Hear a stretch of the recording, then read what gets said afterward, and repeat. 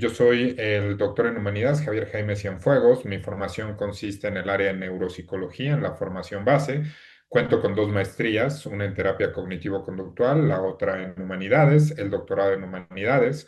Cuento con una especialidad en tratamiento bipolar y una especialidad en bioética. Actualmente soy miembro del Sistema Nacional de Investigadores, nivel uno. Yo trabajo en la Facultad de Medicina de aquí de la Universidad Autónoma del Estado de México. Y pues también en esta parte me dedico a la investigación, sobre todo en el área de las neurociencias y de la salud mental.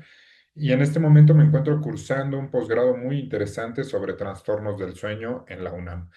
El día de hoy les voy a platicar un poquito sobre este concepto de experiencias cercanas a la muerte, que es un concepto muy interesante, y cómo le podríamos dar una explicación justo a partir de la ciencia, ¿no? En este caso, de la comprensión de nuestro cerebrito y pues de otras áreas que nos pueden ayudar para entender el proceso que vive una persona cercana a la muerte y cómo este fenómeno psicológico incurre pues tanto en el sujeto como en su entorno, incluso en la cultura o en la familia, ¿vale? Así que vamos a dar inicio. Bueno, me gustaría comenzar la ponencia platicándoles quién es la gorila Coco o quién fue la gorila Coco. La gorila Coco es un animalito que se estudió durante finales del siglo XX e inicios del siglo XXI. Este animalito aprende más de 3.000 palabras en lenguaje de señas. Entonces, básicamente se comunicaba con las investigadoras en un 80-90% a partir de este lenguaje de señas. Un gorila, evidente, una gorila muy, muy inteligente, la cual logra un proceso de socialización muy importante con sus investigadores y en general con la población. Muchas personas famosas se tomaron fotos con la gorila Coco, incluso llevaban una especie de amistad, ¿no? En alguna ocasión, una de las preguntas más interesantes que le realizan a este animalito es ¿qué es la muerte?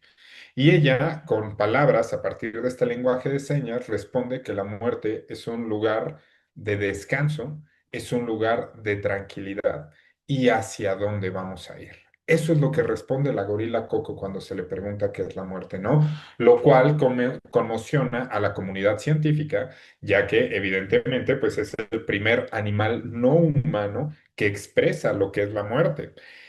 Aquí, como pueden ver en esta imagen que yo les coloco, pues la gorila Coco está jugando con un gatito. Algo muy curioso es que ella adopta a un gatito y pues lo tiene como una especie de mascota. Incluso en algunos videos se ve cómo lo pasea, cómo está conviviendo con este animalito. Y pues bueno, en algún punto, pues este gatito fallece y se le comunica a la gorila Coco. Y tras la muerte de este gatito, la gorila Coco pues manifiesta tristeza con las señas, hace referencia a que está llorando, a que extraña a su gatito, a que hay una ausencia, y posterior a ello hace referencia a que la muerte le da miedo y que la muerte es un lugar oscuro. Entonces, ¿qué fue lo que vivió la gorila Coco una vez a partir de la pérdida de su gatito? Pues lo que vivió es un proceso de duelo, una pérdida. Y aquí lo que hace es manifestar, pues evidentemente el dolor y el sufrimiento que le había causado el hecho de ya no estar con su mascota. Entonces, ¿se imaginan? Si en la gorila Coco, que no posee un lenguaje no poseía un lenguaje tan estructurado, si bien es cierto, lograba expresarse, pero no estas capacidades humanas con las cuales nosotros nos referimos, y aún así presenció el duelo, logró expresar todo ese dolor y sufrimiento que causaba la ausencia de su mascota. Pues, ¿qué pasa con nosotros los seres humanos, ¿no? Que hemos desarrollado esta corteza media frontal y nos permite expresarnos y sobre todo hacernos conscientes de este hecho de que vamos a morir. Pues bueno, iniciar con una frase de un filósofo alemán que se llama Schopenhauer, y él nos refiere: el animal conoce la muerte tan solo cuando muere. El hombre se aproxima a su muerte con plena conciencia de ella en cada hora de su vida. Evidentemente, la muerte tiene muchísimas implicaciones en el caso humano, y si lo vemos desde el ámbito bioético, nosotros podríamos hacer una diferencia en el aspecto biológico, en el aspecto médico. Vean nada más lo que incluye en el aspecto legal, social, espiritual y psicológico, ¿no? Entonces vamos a ver cada uno de estos. Por ejemplo, en el caso de la muerte biológica, que está muy ligado también al proceso médico, pues nosotros podríamos definir a la muerte simplemente como el cese de las funciones vitales. Sin embargo, este concepto pues no profundiza claramente en lo que a nosotros como seres humanos nos puede generar angustia alrededor de la muerte, porque ya entendemos que la muerte es el cese de las funciones vitales, es el fin, en este caso, de cumplir con las cuestiones básicas y con nuestros instintos, pero el ser humano va a mayor profundidad. Y entonces entra el área médica, la medicina, a explicar un poco de esto. Si nosotros nos vamos a la historia de la medicina, nos vamos a dar cuenta, pues, que el inicio de esta ciencia, pues, básicamente está con la intención de prolongar la vida y de no sufrir, ¿no? Entonces, los seres humanos diseñaron técnicas inicialmente muy precarias, ¿no? Con las herramientas que se tenían alrededor para preservar la vida y evitar justamente morir a tan corta edad.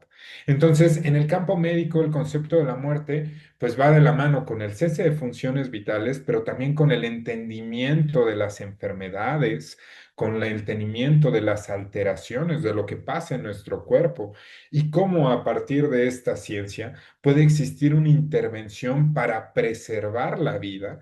Y en el siglo XXI hablamos de la calidad de vida, porque ya no estamos entendiendo una ciencia médica la cual busca preservar la vida a toda costa. Eso, pues, básicamente lo tenemos hasta el siglo XX, ¿no?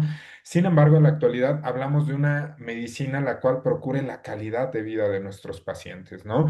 Y eso es algo muy importante porque han entrado, por ejemplo, campos en la medicina como la algología o el tratamiento del dolor, como los cuidados paliativos que si nos damos, si estructuramos el concepto, pues va más a no a la preservación de la vida, sino a la calidad de la misma, evitar el sufrimiento, el abordaje psicológico, espiritual, el uso de los fármacos para que la persona muera dignamente, viviendo dignamente, ¿no? Entonces, el ámbito médico y biológico se han desarrollado en conjunto, sin embargo, lo que se busca, pues, es justamente un entendimiento, un conocimiento, una intervención, un tratamiento y evidentemente que la persona o el ser humano descanse de una forma tranquila cuando llegue ese momento. Posterior a ello tenemos todos los ámbitos sociales a la muerte, ¿no? Parecería que aquí los filósofos del siglo XXI han hablado mucho de esto, ¿no? Por ejemplo, tenemos a Byung-Chul Han en este texto tan interesante que escribe sobre Caras de la Muerte, en donde nos hace referencia, pues que el ser humano ya no concibe ampliamente que vamos a morir, huimos constantemente de ese concepto, ¿no? Y por eso la muerte nos resulta tan incómoda en la actualidad, ¿no? Pero lo que nos resulta incómodo es este proyecto, el cual nosotros visualizamos desde una forma muy, muy funcional, ¿no? Es que alguien que muere joven no logró trabajar, no logró hacer más cosas, no logró producir, ¿no? Entonces vemos a la muerte como un cese de la función de la productividad. Eso es algo curioso en el siglo XXI, ¿no? Entonces ya no le quitamos esa característica biológica humana. De lo contrario, nos resulta incómoda la muerte porque al final es un límite para nuestra productividad, para nuestra función y para nuestro desempeño, ¿no? Entonces, socialmente tiene muchísimas características. Y claro está que esto está muy ligado a la cultura. Evidentemente, como vemos, la muerte, por ejemplo, nosotros los mexicanos, no será la misma forma a como lo ven, por ejemplo, en Occidente, en Inglaterra, incluso lo vemos en los procesos fúnebres, ¿no? O sea, en todos estos aspectos que van alrededor de la idea de la muerte aquí en México, en algunos poblados, podemos ver que un proceso fúnebre puede ser desde una fiesta, personas que consumen alcohol, que ponen música, que están alrededor del difunto, ¿no? Sin embargo, por ejemplo, en Occidente los funerales tienden a ser un poquito más estructurados, las personas llevan una rosa, mencionan algunas palabras y ahí se cierra. Aquí, por ejemplo, en Toluca. Pues es algo muy interesante en estas fechas que se aproximan en noviembre, ya que tenemos la famosa Feria del Alfeñique, ¿no? Y entonces la muerte se presenta de colores, la muerte se presenta de chocolate, de azúcar, y entonces hacemos alrededor de este concepto, pues una fiesta, hacemos algo agradable, pues ¿para qué? Para tolerar también esa incertidumbre que está alrededor el ser humano, ¿qué hay después del morir? Evidentemente entran los aspectos espirituales en este concepto de la muerte y bueno, gracias a esto pues se han hecho múltiples religiones, mitos, creencias, textos para darle un sentido a esto, ¿no?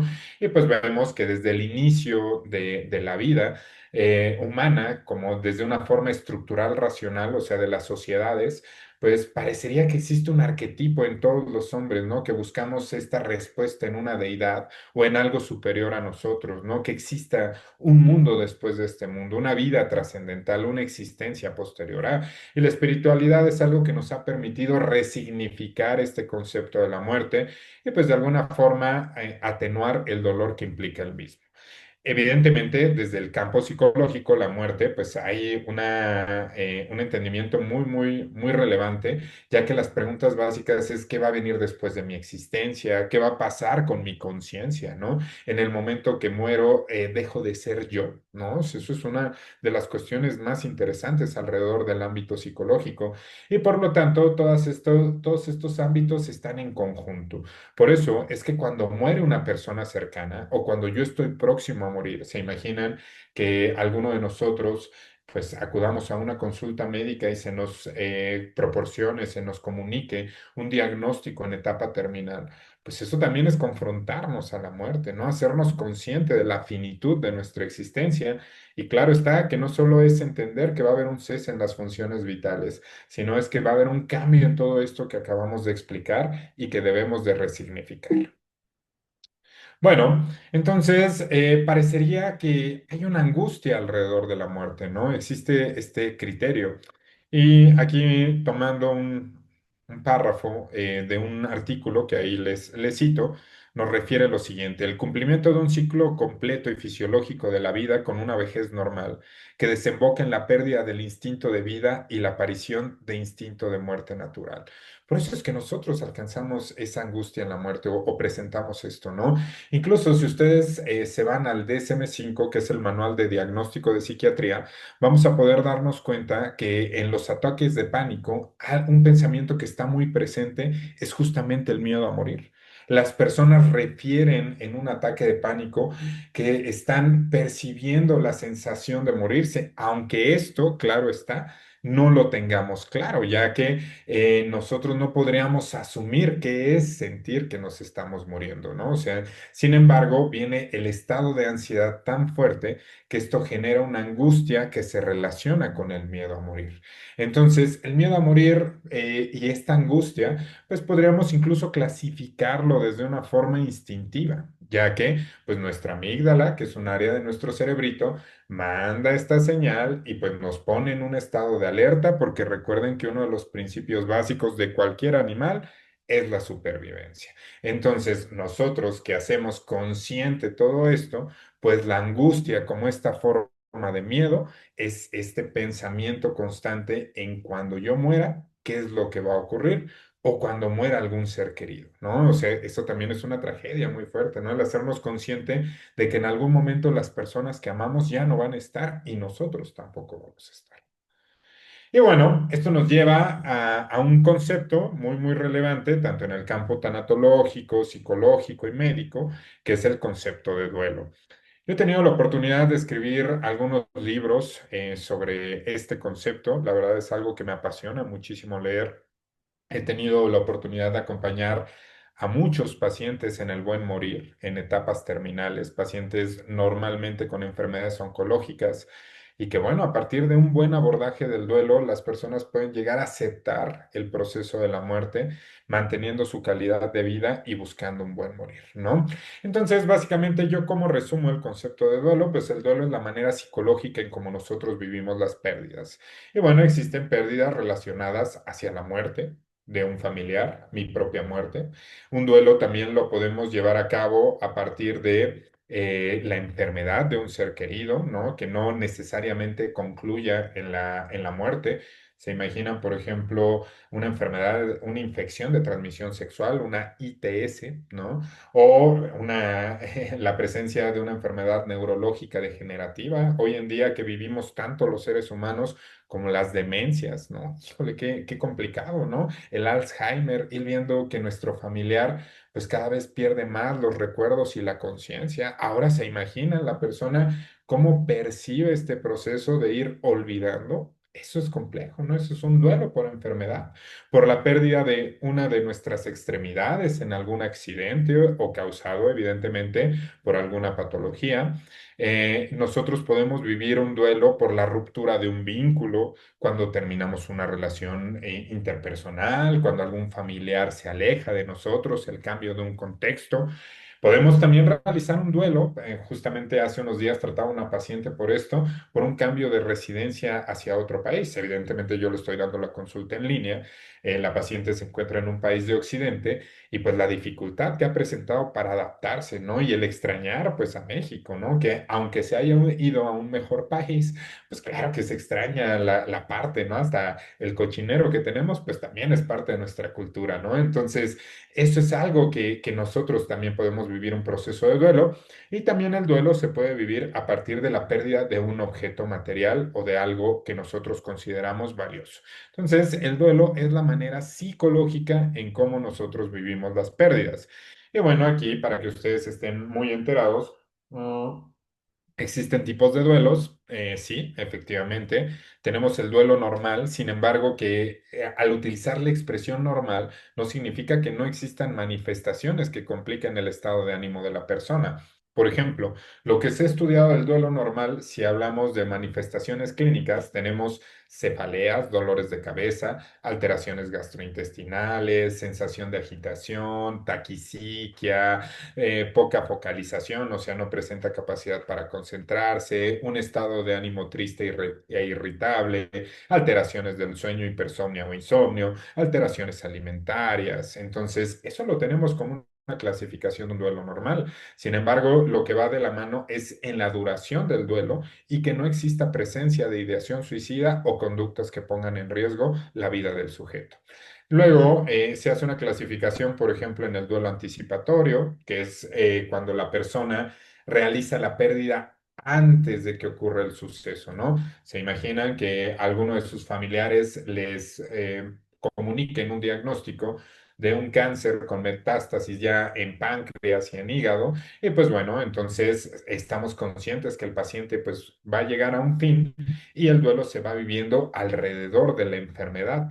Y cuando se concluye con la muerte, no quiere decir que no haya una presencia de un dolor, sí, sí la va a existir. Sin embargo, pues los familiares ya están conscientes de lo que iba a ocurrir. Luego tenemos el duelo congelado, ¿no? Aquí básicamente se da ante la ausencia de un cadáver. Esto es muy, muy frecuente en países como el nuestro. ¿Se imaginan cuando alguien sale, ¿no? de su casa y nunca regresa? ¿No? O sea, y los padres están con esta idea de ¿y dónde estará mi hijo, mi hija? Y ya llevan 10, 12 años de la desaparición. Y bueno, estando en un país con tanta violencia, somos conscientes de que pues no va a regresar. Sin embargo, pues no se lleva a cabo este proceso. Tenemos el duelo crónico, tiene una duración excesiva e incluso los pacientes refieren que no van a lograr superar la pérdida. El duelo crónico está muy ligado a la muerte de hijos normalmente y muy, muy enfocado en la madre, ¿no? Entonces, pueden pasar 20, 30 años y la madre sigue presentando esta manifestación del duelo, por ejemplo, en el síndrome de aniversario, o la madre constantemente hace referencia a que no puede estar sin su hijo, sin su hija, o sea, mantiene el estatus del duelo muy, muy presente. Tenemos el duelo exagerado, o se le conoce también como duelo psiquiátrico. Esta forma de duelo es cuando hay una disrupción bastante considerable en la conducta de la persona, en su estado de ánimo, puede iniciar con el consumo de sustancias y pues bueno, evidentemente es disfuncional su reacción ante su entorno, ¿no? El duelo complicado, que anteriormente se conocía como patológico, pues está muy ligado a lo que es el duelo exagerado, ¿no? Y la presencia, pues evidentemente, de conductas disruptivas en el sujeto.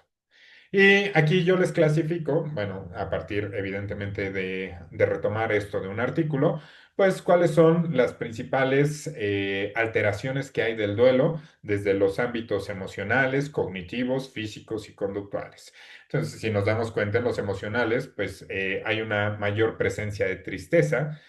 culpa y enojo con base en las diferentes etapas, ¿no? Por ejemplo, en los ámbitos cognitivos, pues hay poca focalización, o sea, hay una distracción, olvidos, confusión, ideas obsesivas, como buscar el por qué ocurrió esto, sobre todo aquí puede estar ligado al duelo por suicidio, ¿no?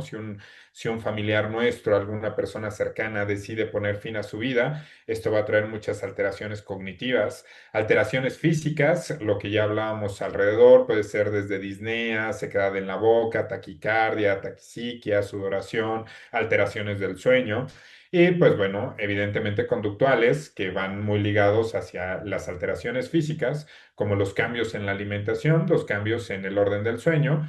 Por ejemplo, nos refiere a anedonia, que no vamos a disfrutar las cosas, buscar atesorar los objetos de la persona fallecida o de lo que se ha perdido.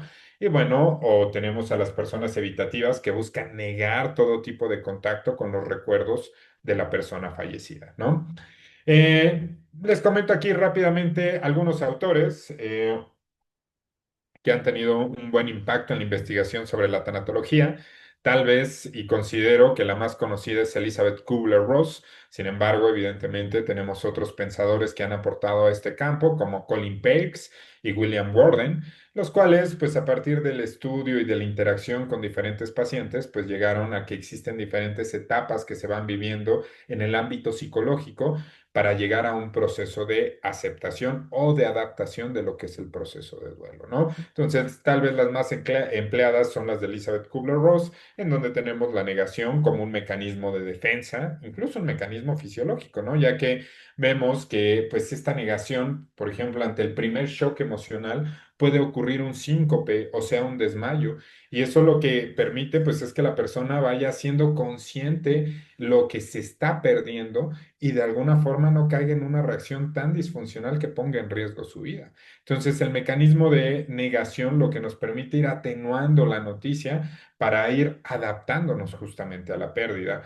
Posterior a ello tenemos la etapa de ira, que pues es un enojo constante, buscar a alguien que es responsable de lo que se ha perdido, ya sea Dios, la vida, los médicos, una persona en concreto.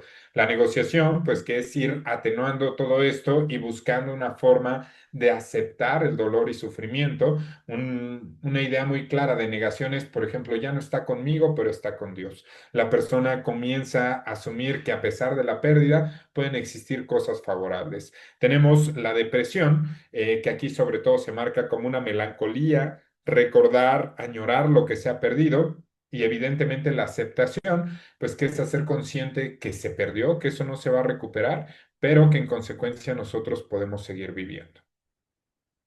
Y bueno, vámonos ahora sí a profundidad de nuestro tema, que es muy, muy interesante. La idea pues es apurar un poquito para que ustedes puedan hacerme preguntas si es que las hay.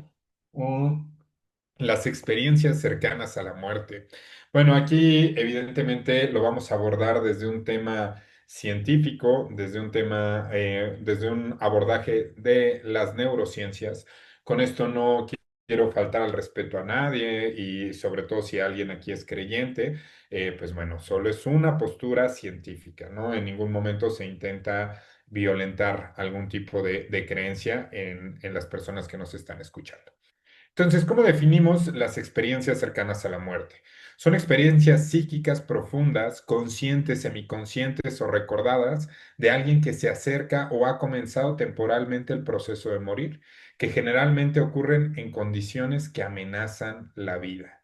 Esta es la definición. Esto quiere decir que la persona presenta un accidente, la persona presenta una etapa terminal en alguna condición de salud, la persona vivió un evento traumático, lo cual pone en riesgo su vida y viene o se aproxima a esta experiencia cercana a la muerte. Los sujetos que se han entrevistado tanto en diferentes artículos como en la recopilación de textos que se han publicado alrededor de la temática refieren lo siguiente. Inicialmente una sensación de paz interior, experiencias extracorporales, por ejemplo, ver su cuerpo, salirse de su cuerpo, viajar en un entorno diferente. Generalmente lo asocian mucho con pasar por un túnel, revisar su propia vida, o sea, hay un retroceso, se ven desde la infancia, la adolescencia, la juventud, la vida adulta, de acuerdo evidentemente en la etapa de la vida en la que se encuentran, ¿no? Ingresar a otro reino, o sea, esto está muy de la mano y está relacionado con tener visualizaciones de una especie de paraíso, visualizar alguna deidad, estar en contacto con la deidad, ¿no? Y entonces nos hablan que se pueden comunicar incluso con seres sensibles. Estos seres sensibles puede ser lo mismo, una deidad, alguna creencia que llevan al respecto o personas que ya han fallecido, ¿no? Por ejemplo, si aquí tenemos a estudiantes de medicina, que me imagino deberá de haber algunos por los alumnos, se van a dar cuenta que ya cuando ustedes estén cercanos a sus prácticas en los hospitales, en el internado, sobre todo en el área de urgencias, muchos de los pacientes o en las unidades de cuidados, ¿no?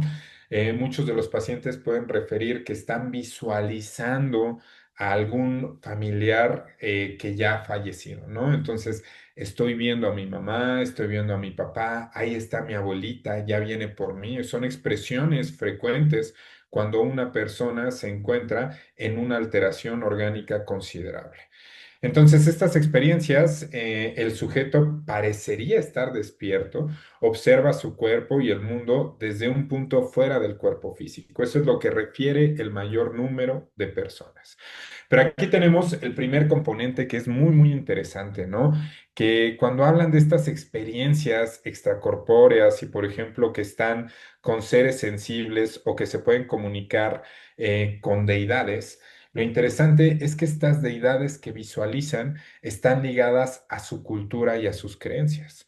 Lo que quiere decir que las personas, por ejemplo, que son musulmanas, vivirán esta experiencia cercana a la deidad que le dan, obviamente, un poder superior, que será muy diferente a las personas, por ejemplo, en la cultura hindú, que pues bueno, evidentemente mantienen diferentes creencias e incluso pues son politeístas. Entonces ellos van a encontrar en estas experiencias cercanas a la muerte deidades cercanas a su cultura o las personas cristianas o católicas encontrarán una relación de estas deidades con el cristianismo.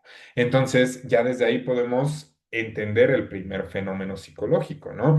Y reitero, con esto no quiero agraviar el tema religioso, pero entonces una experiencia cercana a la muerte, cuando se visualiza una deidad, pues hay un componente cultural arraigado en el sujeto, ¿no? Eso sería lo primero que le podríamos dar un componente en la investigación. No todos ven las mismas cosas, no todos ven a la misma deidad. Eso sería muy interesante, ¿no? Que los seres humanos alrededor de las diferentes culturas y de las creencias, independientemente de la religión que practicaran, encontraran a la misma deidad. Entonces podríamos asumir de alguna manera, pues que efectivamente hay contacto con algo por encima de. Sin embargo, las personas visualizan normalmente estas características espirituales religiosas ligadas hacia su contexto y hacia la temporalidad. Por lo tanto, aquí entra un punto que podríamos clasificar de poco científico, o ya que una experiencia cercana a la muerte es totalmente una experiencia subjetiva, ¿no? O sea, es una experiencia que vive un sujeto, que vive una persona. Su naturaleza subjetiva, pues evidentemente no permite que desde una forma objetiva científica podamos darle una validez, ya que los rasgos culturales y religiosos están muy presentes en esta experiencia cercana a la muerte. Y aquí, en los artículos que yo les estoy citando, ustedes pueden ver a los diferentes pacientes entrevistados, ya sea por un evento de algún tipo de traumatismo, por algún accidente, alguna descompensación dentro de sus niveles orgánicos, experimentaron esta cercanía a la muerte y cada uno de ellos hacía una referencia diferente alrededor del contacto con los seres o del paraíso o del otro mundo en el cual estuvieron presentes. En lo que coincidían el mayor número de personas es que percibían paz, eso sí, y que veían normalmente como un túnel y una luz. En eso sí coincide el mayor número de personas. Sin embargo, en las deidades o en la experiencia religiosa si hay diferentes religiones y las personas, algunos pueden ser musulmanes, algunos pueden ser ayurvedas, otros pueden ser católicos, normalmente van a estar ligada esta experiencia a sus creencias y a su cultura. Entonces, la experiencia cercana a la muerte, sí o sí, va a tener una variación alrededor de de las creencias religiosas propias del sujeto. Y entonces ahí vemos la subjetividad dentro de la experiencia, ¿no? Y bueno, ¿cómo podríamos entender qué pasa en nuestro cerebrito ante una experiencia cercana a la muerte? Por ejemplo, durante un paro cardíaco y otros eventos críticos se observa un patrón constante en la alteración fisiológica. La reducción del flujo sanguíneo cerebral desencadena una hipoxia, o sea que no haya oxígeno en nuestro cerebrito, y eleva los niveles de dióxido de carbono, lo cual esto produce una mayor excitabilidad neuronal. Y aquí está muy ligado a la producción de neurotransmisores, ¿no? Por ejemplo, la serotonina, la dopamina, el glutamato, la noradrenalina, GABA, acetilcolina y las endorfinas, ¿no? Y entonces todo esto está muy relacionado a los estados psicóticos. Por ejemplo, si nosotros entendemos este receptor que es el 5-HT2A, que es un receptor de la serotonina, nos vamos a dar cuenta que cuando está hiperexcitado este receptor, pues nosotros vamos a tener presencia de alucinaciones visuales y experiencias de la hiperrealidad, ¿no? Entonces ya desde ahí vemos que cuando existe un evento que pone en riesgo nuestra vida y viene toda esta hipoxia y esta alteración en los niveles de dióxido de carbono, pues efectivamente hay una relación con con este neurotransmisor, bueno, con este receptor de la serotonina, y entonces podríamos asumir que la persona pues está presentando un estado psicótico temporal, en donde pues hay presencia evidentemente de algunas alucinaciones, de algunos delirios y experiencias de la hiperrealidad. Esto lo hemos visto en función de, pues evidentemente, cuando se induce a a una persona a partir de psicodélicos, ¿no? De sustancias como el DMT, la ketamina, por ejemplo, la psilocibina que encontramos en los hongos alucinógenos, nos damos cuenta que las personas viven este tipo de experiencias, pueden visualizar cosas que normalmente o en un estado consciente no se pueden visualizar.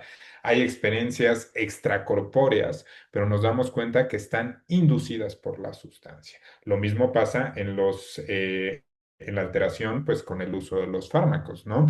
Así que nosotros podemos ver que a partir de los estudios de neuroimagen y los estudios que se han estado realizando en estas personas, pues efectivamente hay una alteración en estos receptores, lo que podríamos asumir que lo que causa todo este fenómeno, pues no es otra cosa que una liberación de neurotransmisores que hace que la persona tenga este tipo de experiencias. Por ejemplo, la liberación de dopamina puede desempeñar un papel en la percepción emocional, o sea, en la excitabilidad. Recuerden que la liberación de la dopamina la encontramos, por ejemplo, en la cocaína, ¿no? Que es un recaptador de la dopamina. La encontramos, por ejemplo, en la psilocibina y esto nos produce estos estados de euforia, esta despersonalización, este contacto supuestamente con otro tipo de realidades a partir del consumo de la sustancia, ¿no?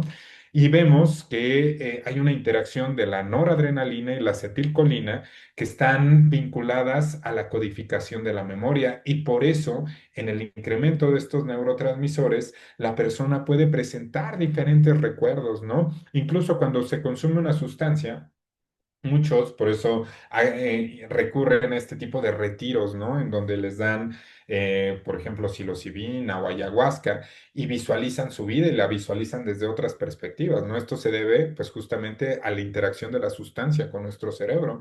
Entonces, lo que puede estar pasando justamente cuando una persona está cercana a la muerte en esta experiencia, pues es a partir del incremento de estos neurotransmisores, pues viene una excitabilidad, viene una desrealización una distancia de lo que es el concepto de la realidad versus de la fantasía, y entonces pueden venir todos estos recuerdos que el sujeto ha vivido, todo el recordar su vida desde un inicio, ¿no? Y por otro lado, pues bueno, se ha estudiado que este neurotransmisor GABA y las endorfinas, pues evidentemente el sistema GABAérgico encargado de bajar los niveles de ansiedad, produce un estado de relajación. Esto se ha visto, por ejemplo, cuando se estudian estos fármacos que presentan una interacción GABAérgica, ¿no? Como pueden ser las benzodiazepinas, que la persona, pues bueno, disminuye los estados de ansiedad, y las endorfinas, pues que es un paliativo natural del dolor y que nos hace sentir alegres o nos hace sentir, pues, tranquilos en este aspecto, ¿no? Entonces, podemos asumir que una experiencia cercana a la muerte, estudiada bajo esta premisa de las neurociencias y sobre todo en este último artículo que se publicó, como se pueden dar cuenta, en el 2025, sí es un artículo muy, muy actual, pues no es otra cosa que una función cerebral y se desencadena a partir, pues, de todos estos neurotransmisores. Ahora, en este estudio que se realiza, que es algo muy interesante, también se analiza el perfil psicológico de las personas que suelen presentar experiencias cercanas a la muerte. Y bueno, eh, nos hace referencia a que son personas que presentan rasgos esquizotípicos de la personalidad.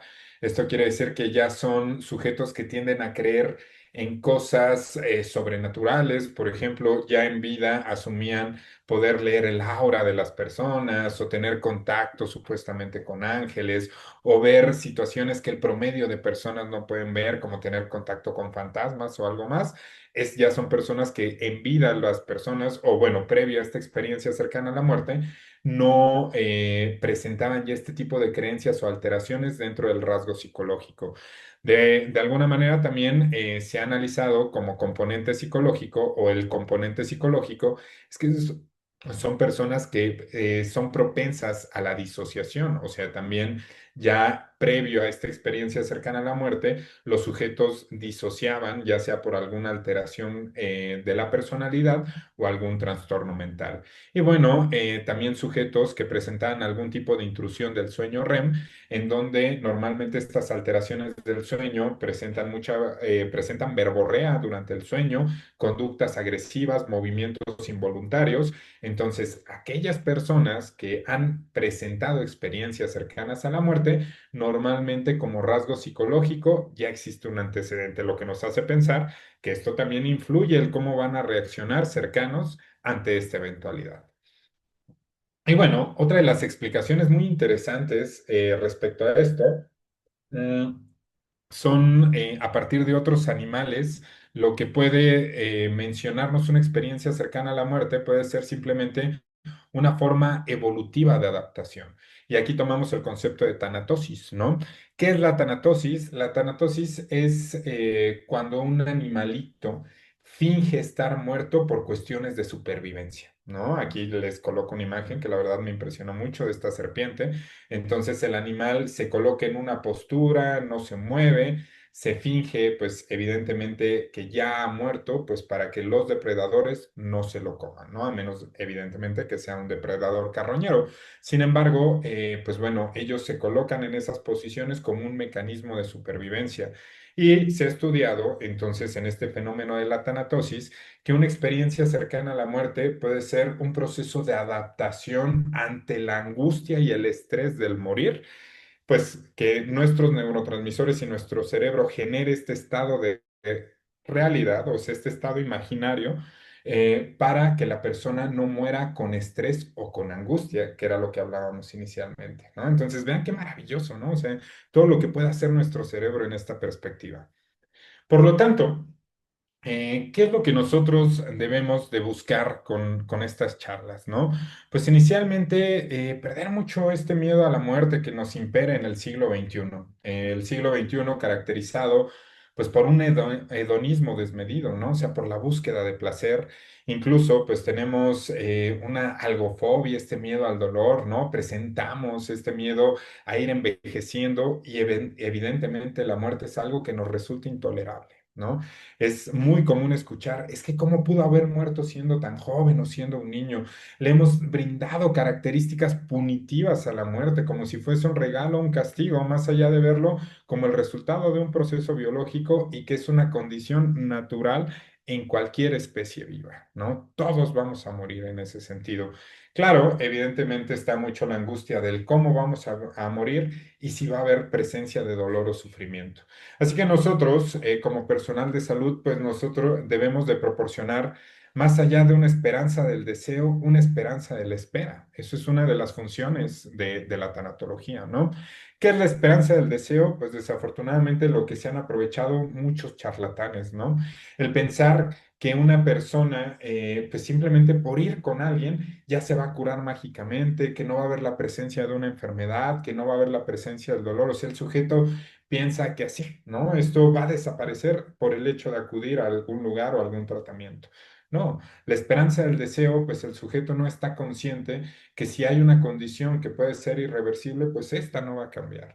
Nosotros debemos de ser promotores de la esperanza de la espera. ¿Y qué es la esperanza de la espera?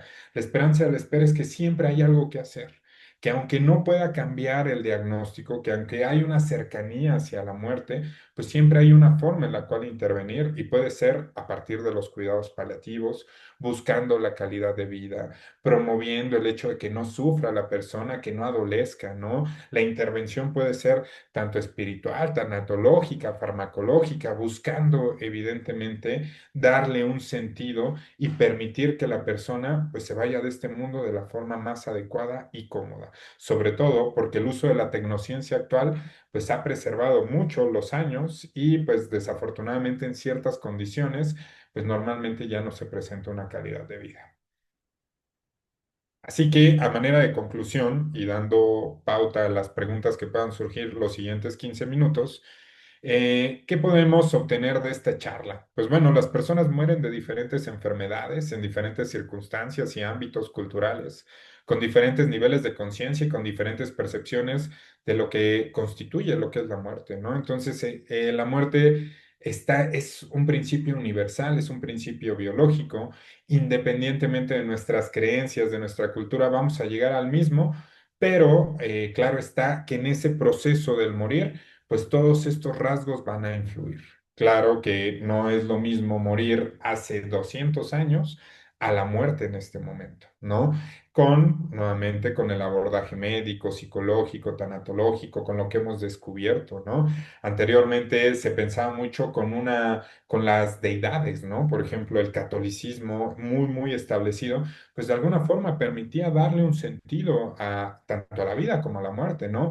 Sin embargo, en la actualidad, que la idea de Dios pues está siendo considerada un tanto retrógrada y se han colocado otro tipo de principios como puede ser la ciencia, pues la muerte puede resultar muy incómoda en ese aspecto porque, claro, la idea de la finitud de nuestro existir pues también nos causa ese estado de angustia. Comprender la lenta recuperación de la actividad cerebral después de la reanimación podría brindar una valiosa oportunidad para explorar los correlatos neuronales de las experiencias cercanas a la muerte. Esto quiere decir que hace falta muchísimo estudiar esto, ¿no? O sea, nos podría permitir, evidentemente, realizar estudios de neuroimagen, pues en personas que se están reanimando y, bueno, que se reanimaron, posterior a ello, pues hacer el estudio y ver pues cómo se manifiestan todos estos neurotransmisores y la relación que hay con estas experiencias cercanas a la muerte. Y la relación que cada uno de nosotros establece con la muerte se teje en el plano más íntimo, ¿no? Lo que quiere decir que la conciencia se crea a partir de esto y le damos un sentido.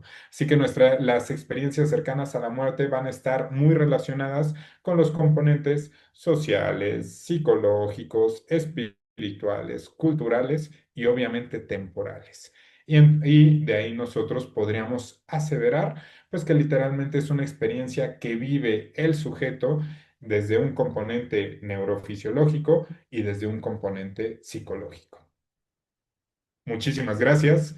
Les comparto mis redes sociales y bueno, algunos de los libros que he tenido la oportunidad de publicar.